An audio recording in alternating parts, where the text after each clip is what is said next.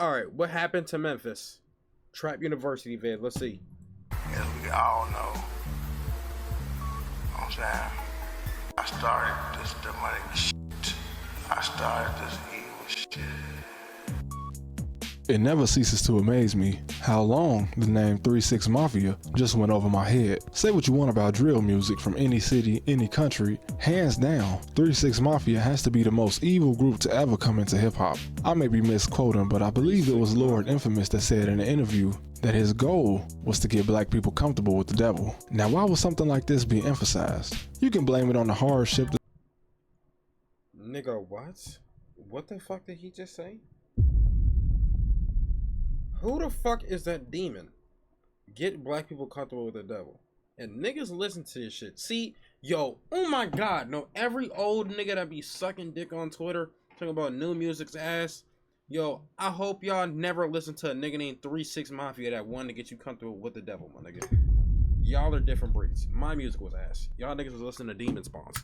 The slaves in North and South America went through, for whatever reason, before our culture was corrupted by gangs and crime, religion was the main thing passed down from the descendants of those who were brought across the Atlantic on those ships. I don't want to fully get into the history, but this is something that most families from all backgrounds used to pass down back in the day, much more than today. How many from the older generation came up on music from this one grimy group out of Memphis? Yeah, the rock stars have been doing this type of thing since the 70s. That's why a lot of parents were so against their kids listening to bands like Aerosmith and Black Sabbath back then. But as rock and roll moved over to make way for hip hop, there's no denying that these 6 artists out of Memphis succeeded in doing whatever it was they set out to do. And it's also kind of eerie that out of the 6, only 3 are still alive today. That just gives me chills thinking about it. Today, they stand as one of the most influential rap groups of all time, even creating some of the soundtrack for an Oscar award-winning film, although nobody cares about the Oscars anymore. Anyway, today, looking at Memphis, Tennessee, no matter which list you look at,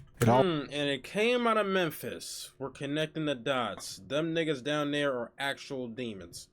I'm pretty sure Memphis has the highest, like, fucking murder rate or some shit. Always ranked somewhere within the top 5 most dangerous cities in the United States. Yeah. Coming from Chicago, which is not as dangerous as it may seem, since there are plenty of wealthy neighborhoods in the city that you can go to and never hear a gunshot.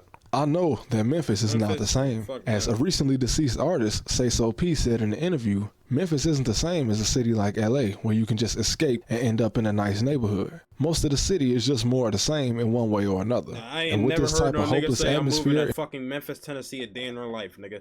Influence a group of young people to create horror-themed rap music? That was bad. Probably so. Bad. You have to admit that listening to Memphis music is a one-of-a-kind experience.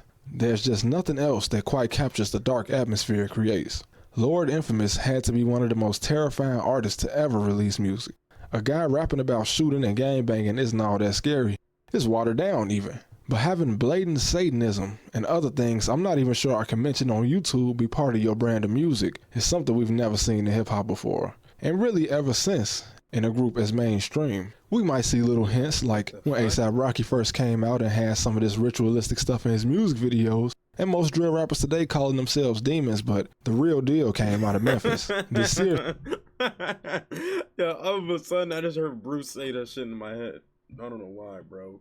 The demon actually has to be one of the least fun videos I've ever made, since just talking about this stuff made my hands feel heavy when I was writing it down. In terms of violence, 2023 was the worst year Memphis has had in over a decade. Surprisingly, the murder rate actually went down in 2024, which I guess that's something. And I got trolled for always mentioning nation, but in Memphis, there are a lot of peoples, or the People's Nation, and the Folks Nation. The Bloods are around, but the Gangster Disciples, the Crips, and the Vice Lords have a much bigger presence in Memphis. But like most cities in America, this is mostly divided up within subsets. The Memphis gang unit says there are only 48 of them, but they had their budget cut years ago, so I wouldn't trust these numbers. A couple I know are 48 of what? Wait, leaders with Memphis MGU, there are at least 48? Oh wait, 48 gangs? Nigga, holy fuck. 48 of them. Nigga, 48 gangs? Nigga, ain't that OD? What the fuck, 48? I'm doing the math in my head right now. I ain't never heard that big of a number. The fuck, my bad, is Lucky underground? Hell nah, no more. Maybe like 2 years ago? Nah, 2 years ago I felt like he made it out underground. But like maybe 3 years ago, 2022. But they had their budget cut years ago, so I wouldn't trust these numbers. A couple I know are AOB, which I actually found through this guy named Poppy and his immaculate money spread. I don't even understand how you get bills to do that. 400, 700, Bread Gang, and many, many more. The main reason I believe there's more than 48 sets in Memphis is because there are too many at war. And with war comes breaking off into new sets whenever the younger guys can't trust or are just not that close to the older guys. And also being the most dangerous city in the US, there could be at least 100 altogether. Going back in time though, something I saw that happened in 2013 that I just had to keep reading to make sure I wasn't hallucinating is that the Grape Street Crips had a partnership with the Imperial Wizard of the KKK when they teamed up to stop a Klan rally in Memphis, which I'm speechless. Nigga, what the fuck are we doing? Nigga, we're moving backwards. What the fuck? We're doing allegiance with the niggas that want to kill you. Hold on. Imperial Wizard. Rally. Nigga, what are you? What the fuck? Nigga, huh? Bro, this shit dead ass confused me, bro. Are we serious? They ain't kill these niggas? KKK when they teamed up to stop a Klan rally in Memphis, which I'm speechless, honestly. So the rally in question was supposed to be a protest against the city of Memphis because they plan to rename 3 parks in the city that were named after Confederate generals or something, which, look, everything else aside, it's the winners of a war that usually get honored. I mean, just look at any other war in history. I get it. Still a pretty crazy sentence to read, though. Anyway, every generation is kind of shaped by the generation before, right? Does the older generation in Memphis even know what they was listening to? Was Baby Pooh Shiesty listening to this super overly satanic music when he was riding around with his big cousins back in the day? Did they know? And let's just get this out of the way. Open carry states. I always thought it was crazy to just be able to go in the store and buy and carry any gun at 18 years old. I'm all for self-defense and protecting your castle, but at 18, most people are still in their parents' house or a dorm room. This does not make anywhere safer because in small towns with no gun crime, people just walk around strapped. Seen a nigga walk at a fucking gas station with an ARP and a Draco tucked under that nigga arm. And nigga walked out spraying some nigga in the car. Dead ass is on Twitter. So what? Any bro, Q switch cameras with me. I'm about to start streaming again. Hell no. Why not? Nigga, because I'm using the camera? No, you can use the camera you gave me though. Why the fuck would I do that? Because you gave me this one. Nigga, I know, because it's the bad one. I'm keeping the good one, because I bought it. Bro, you're an LMans, bro. I gave you all that money, bro. Nigga, what the fuck do I look like? Amazon? Nigga says switch with me for the good camera, because I need the good camera. So take your shitty one back. And he didn't put a single dollar in. Yo, Abe, I don't know who the fuck you think I am, nigga. That is never happening. Despite the fact they'll never likely run into a situation where they have to use it, and in cities, the crime is still rampant. Even Chicago, per capita, is much safer than Memphis, and it's technically illegal to have a gun there. All open carry does for me is make my Walmart trips more PTSD inducing when I see some old man with a revolver hanging off his hip. I went to college in the open carry state, and boy, this made me more nervous than I ever was in Chicago, Illinois. You know most gang members are just teenagers, right? So before they even run into any real beef, they just gonna buy a gun because they can. Memphis is also the poorest large metro area in America. And in a state with no minimum wage like Tennessee that just has to follow the federal minimum of $7.25 an hour, it created a... Yo, y'all niggas in Tennessee get paid $7 an hour? Bro, Boston like a mini New York, so I think our minimum is $15, something like that. It's at least $15 an hour. Nigga, $7 an hour? What the fuck are you getting?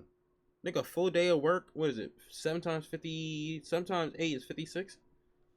$56 a day? Nigga, what the fuck is this? Slavery?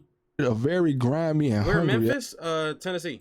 Atmosphere. Everybody starts out broke. You see your mom and dad working 12 hours a day just to come back home and barely make ends meet. That's when the guys in the street doing the money spread can start to look very appealing. And this was kind of scary about Memphis. They're kind of stuck in the past, it seems, because even in Chicago, a lot of gang members didn't even grow up poor. A lot of them never even missed a meal. Honestly, what I've seen is guys jumping headfirst in the streets just to play defense against the 1 or 2 psychopaths that each hood has. But when you get a city like Memphis that's much smaller, this one psychopath on the block can easily be 4 or 5. Then what you gonna do? You can come out the house each day and pray you don't become a victim. Staying out the way usually helps. But we know a lot of young men are hard-headed. And again, most gang members are teenagers. So you can just count stupid in there too. And they don't want to be pushed around. Another thing is too, bro, especially when I was in high school, which was what, 2 years ago, my nigga? Yo, niggas would just dead ass walk down on anything. Like, it could be a random nigga. They might punch you in the back of your head for no reason. Like, it's just random. You know what I'm saying? Random bullshit. Or they might be like, yo, where you from? Trying to check you and shit. Randomly.